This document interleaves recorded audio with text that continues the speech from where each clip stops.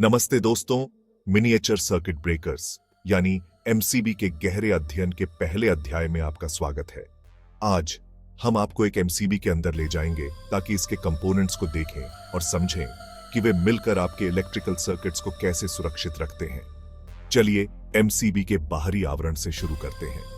यह एक टिकाऊ प्लास्टिक सामग्री से बना होता है जो आंतरिक कंपोनेंट्स को इंसुलेट और प्रोटेक्ट करता है।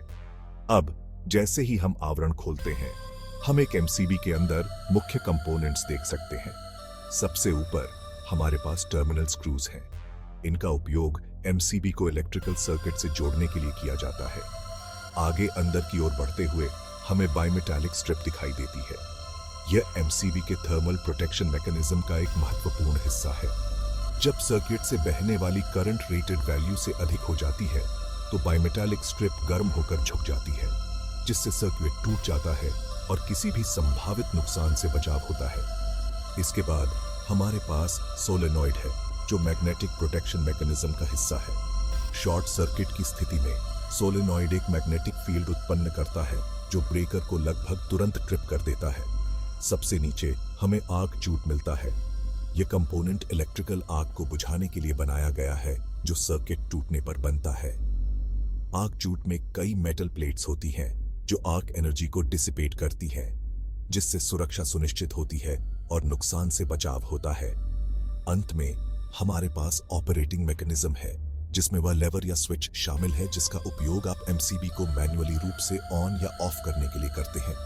यह मैकेनिज्म थर्मल और मैग्नेटिक प्रोटेक्शन सिस्टम्स दोनों से जुड़ा होता है, जिससे आप प्रॉब्लम के हल होने के बाद ब्रेकर को रीसेट कर सकते हैं। तो बस इतना ही, एक एमसीबी के अंदर एक विस्तृत नजर।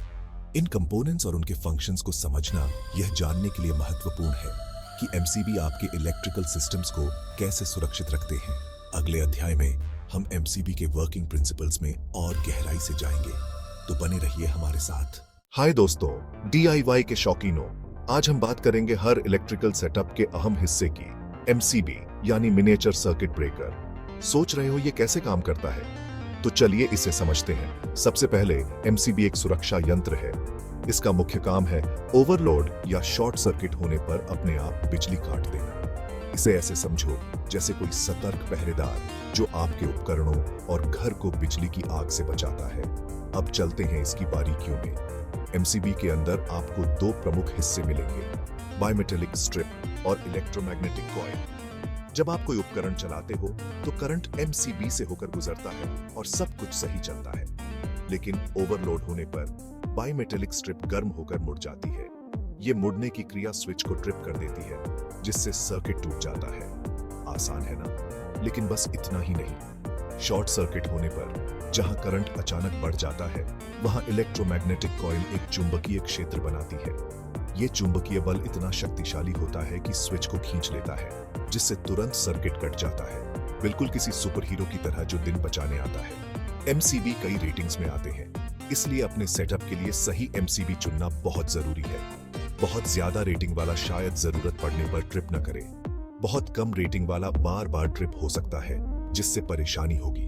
अपने घर या कार्यस्थल की जरूरत के हिसाब से करंट रेटिंग जरूर चेक करें।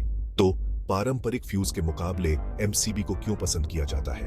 फ्यूज के विपरीत एमसीबी को बस स्विच को वापस ऑन करके रीसेट किया जा सकता है। किसी भी हिस्से को बदलने की जरूरत नहीं। इससे ये न सिर्फ सुरक्षित होते हैं बल्कि सुविधाजनक भी। ठीक है डीआईवाई करने वालों, एमसीबी कैसे काम करते हैं, ये रहा इसका ब्यौरा। याद रखें, बिजली के सामान से काम करते समय सुरक्षा सबसे पहले। अगर कभी कोई शक हो तो किसी प्रोफेशनल से सलाह लेने में संकोच न करें। अगर आपको ये वीडियो मददगार लगा तो इसे थम्स अप दें और डीआईवाई के और टिप्स और ट्रिक्स के लिए सब्सक्राइब करना न भूलें। फिर मिलेंगे अगले वीडियो में।